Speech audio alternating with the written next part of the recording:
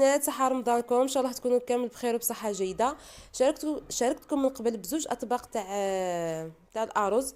درت لكم مره تيكا مسالة عفوا، ومره درت لكم برياني. يعني مش انا اللي درت لكم، زوبه اللي دارت لكم. تعرفوا الزوبه اختصاصها الارز. المره هذه راح نحكيو على البهارات، راح نركزوا على البهارات الاساسيه اللي نستعملوهم في الارز تاعنا. عندنا الهيل، عندنا زريعه الكمون، وعندنا الكزبر. لهنا انا عندي كزبر شويه برك. وعندنا ثاني، دوك نقول لكم عليه عندي شويه برك.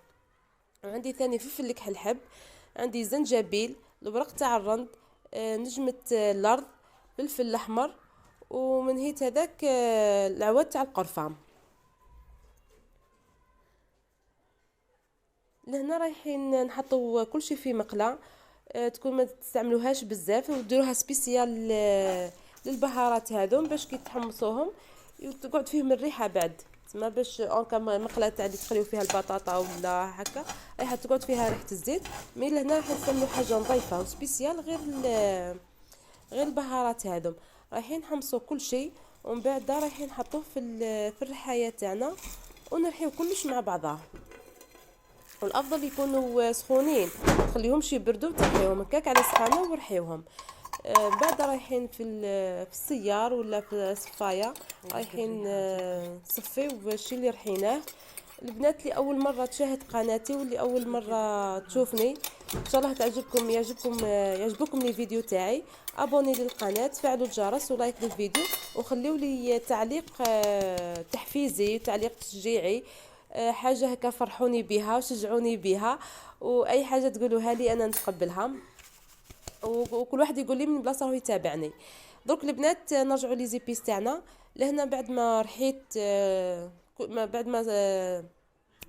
بعد ما حمصت ورحيت، انا زدت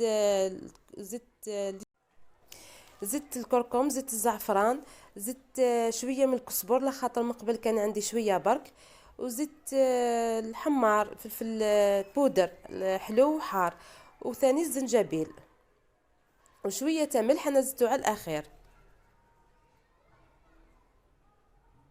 هذو هما البنات المكونين لي زيبيس الاساسيين اللي تستعملوهم في الرز. راح نعطيو لكم بنه بزاف هايله. لهنا البنات راح نمارينيو الدجاج تاعنا، ولا اللي تحب تستعمل اللحم حتى هو يجي مليح. درنا مغرف زيت كبيره، وزدنا تقريبا 2 مغارف من لي زيبيس اللي درناهم، زعما على حسب الكميه تاع صدر اللي عندك ولا تاع اللحم اللي عندك اللي استعملتيه في الرز تاعك. ونزيدو كريم فريش ولا نزيدو ياغورت ناتور. من الافضل ياغورت ناتور، انا كان متوفر عندي الكريم فريش. والبنات الرز ماشي اي رز تستعملوه، باش تعطيكم حاجه مليحه استعملوا ارز الوسام، ماشي اشهار المنتوج.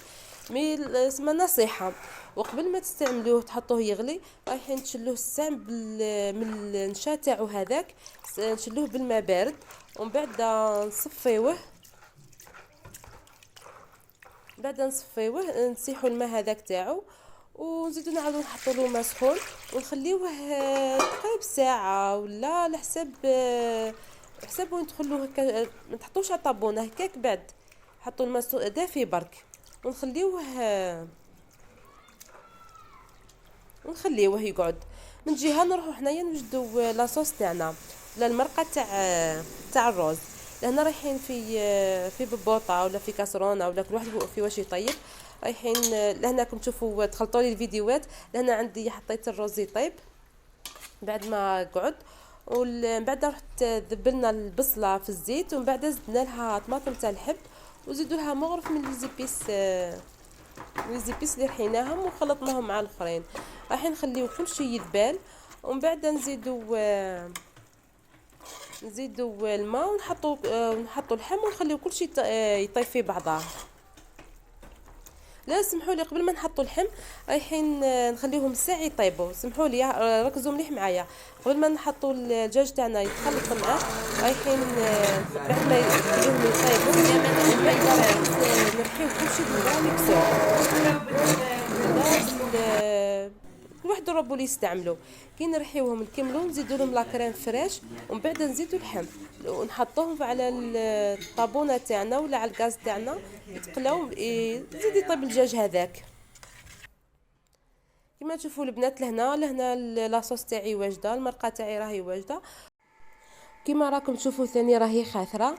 لهنا البنات الرز ثاني الرز ثاني حتى هو غليوه بورقه تاع رند ونجمه الارض وشويه تاهيل يعطي لكم بنه ثاني بزاف مليحه. ومن بعد خلط حطوا الرز وحطوا من فوق لاصوص تاعكم والدجاج تاعكم وزينوه بشويه تاع كزبور مع راح حتى هو يمد بنا بزاف مليحه. ولا تحبوا تستعملوا ثاني النعناع حتى هو يمد قوب باهي. بالنسبه لي كاين اللي ما يحبش النعناع. وصحه رمضانكم البنات، ان شاء الله يعجبكم لا فيديو تاع نهار اليوم. وما تنساوش ابوني للقناه واعطوني رايكم في الفيديو في الوصفه، واللي جربتها تعطيني رايها في لي كومونتير. ونتلاقاو في فيديوهات وفي وصفات اخرى ان شاء الله. وصحه رمضانكم ودمتم في رعايه الله وحفظه.